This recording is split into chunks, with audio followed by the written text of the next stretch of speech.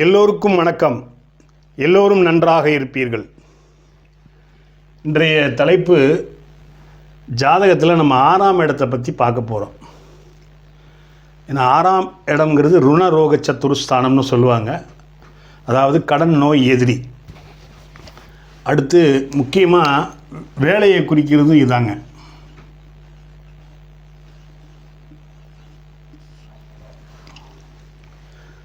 சரிங்களா? ஏற்கனவே நான் உங்களுக்கு சொல்லியிருக்கேன், ஒவ்வொரு லக்கணத்துக்கும் எந்த தசா வரக்கூடாது அப்படின்ட்டு. அதுதான் இந்த 6-8. இந்த 6-8நாலே கடன் நோய் எதிரி, வம்பு, வழக்கு, கோர்ட்டு கேஸு, அசிங்கம், கேவலம், மேலிருந்து கீழே குதித்தல், தன்னைத்தானே மாய்த்து கொள்ளுதல் போன்ற சம்பவங்கள் நடக்கும். நான் ஆல்ரெடி சொல்லிகிட்டே இருந்தாலும் திரும்பி சொல்கிறேன்.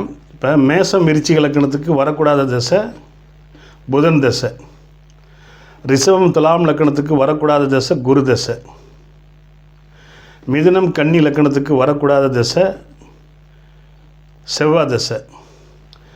கடகம் சிம்ம லக்கணத்துக்கு வரக்கூடாத தசை சனி தசை. மீனம் தனுசு லக்கணத்துக்கு வரக்கூடாத தசை சுக்கிர தசை. கும்ப லக்கணத்துக்கு சந்திர தசை வரக்கூடாது. மகர லக்கணத்துக்கு சூரிய தசை வரக்கூடாது.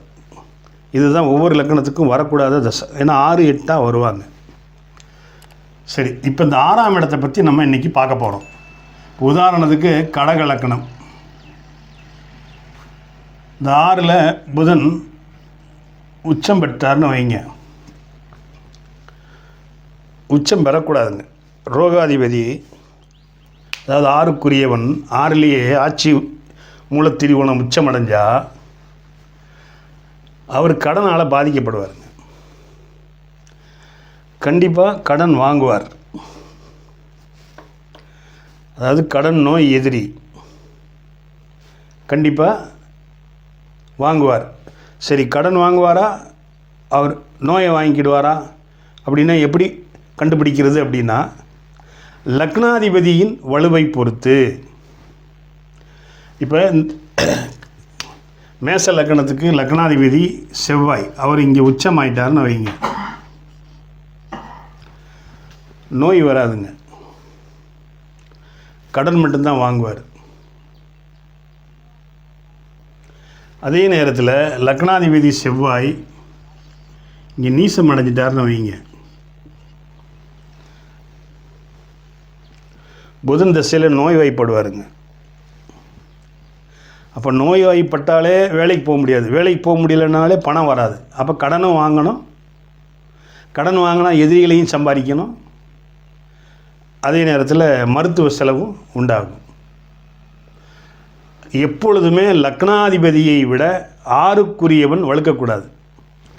லக்னாதிபதி ஸ்ட்ராங். சரி சார், அப்போ அதுக்கு என்ன வழி? அதுக்கு இதாங்க வழி.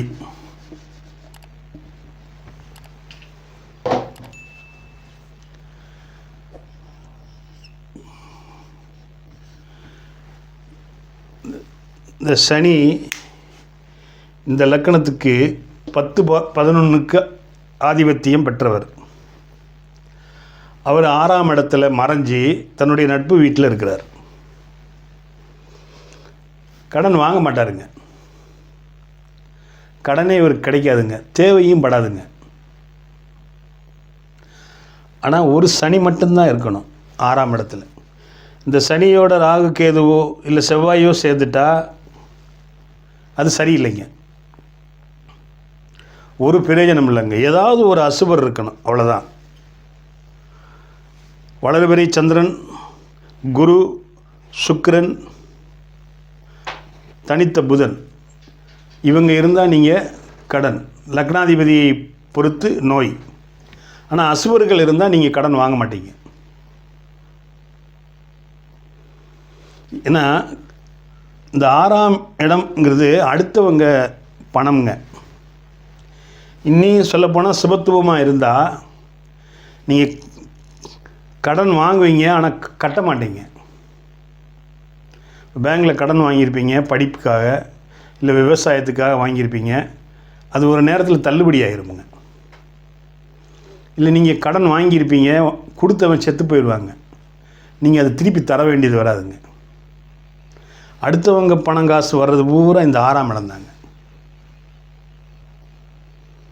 அது லாட்டரியாக இருக்கட்டும், ஆன்லைன் ரம்மியாக இருக்கட்டும், குதிரை ரேஸாக இருக்கட்டும், எதுவாக இருக்கட்டும், அடுத்தவங்க பணம் வர்றது 6ஆம் இடம். அப்போ 6ஆம் இடம் வழுக்கக்கூடாது, அசுவர்கள் இருக்கணும், சுவர்கள் இருக்கக்கூடாது. அதே நேரத்தில் லக்னாதிபதி ஆட்சி உச்சம்ங்கிற ஸ்தான பலத்தை அடைஞ்சிருக்கணும்.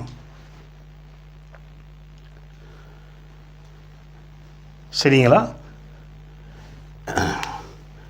இப்போ இந்த கடன் நோய் எதிரி இதை பற்றி நீங்கள் தெரிஞ்சுக்கிட்டீங்க.